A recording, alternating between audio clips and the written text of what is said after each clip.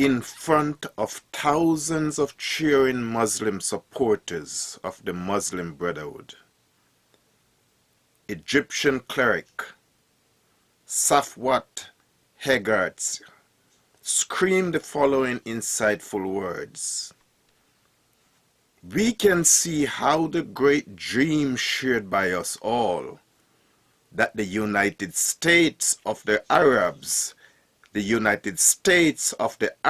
will be restored, Allah willing.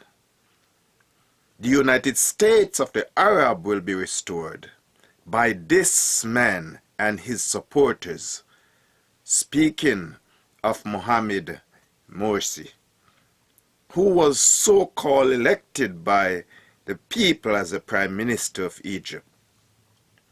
"The capital of the Caliphate," he continued, "the capital of the United States of the Arabs will be Jerusalem, Allah willing. Our capital shall not be Cairo or Mecca or Medina. It shall be Jerusalem, Allah willing." Well, let me add my personal note there. Allah is willing, but he is not able to make this lie come true.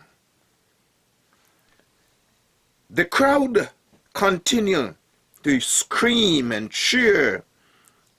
Thousands of supporters, as far as the eyes can see. They broke out into the repeated chant of "Millions of martyrs march towards Jerusalem. Millions of martyrs march towards Jerusalem.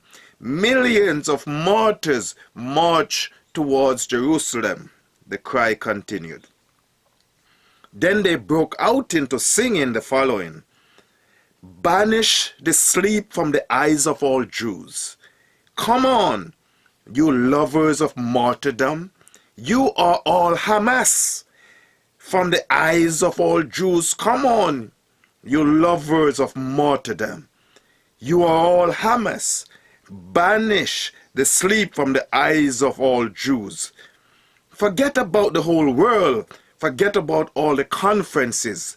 Brandish your weapons. Say your prayers. Brandish your weapons. Say your prayers and pray to the Lord."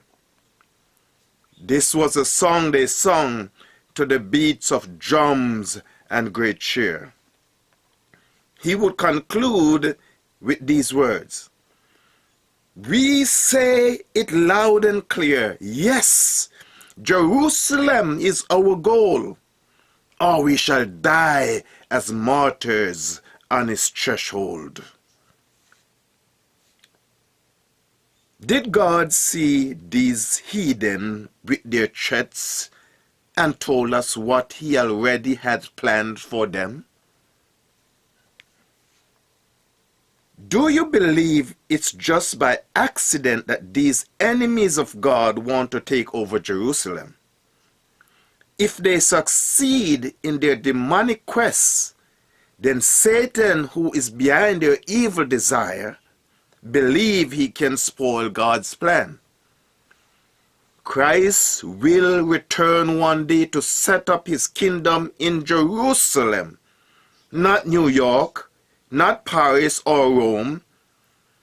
The devil knows this full well, and for that reason he wants to set up his kingdom there. Of all the major cities of the world, this little rock city is what Satan's eye are trained on.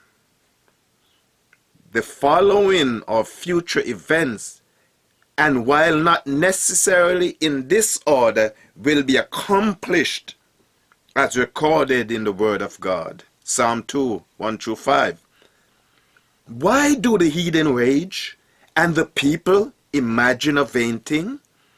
The kings of the earth set themselves, and the rulers take counsel together against the Lord and against his anointed, saying, "Let us break their bonds asunder, and cast away their cords from us." He that sitteth in the heavens shall laugh. The Lord shall have them in derision. Then shall he speak unto them in his wrath, and vex them in his sore displeasure.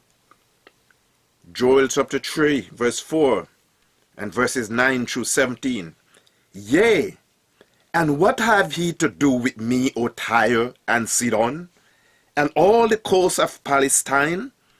Will ye render me a recompense? And if ye recompense me swiftly and speedily, will I return your recompense upon your own head. Proclaim ye this among the Gentiles. Prepare war.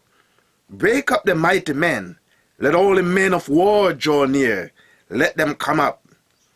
Beat your plowshares into swords, and your pruning hooks into spears. Let the weak say, I am strong.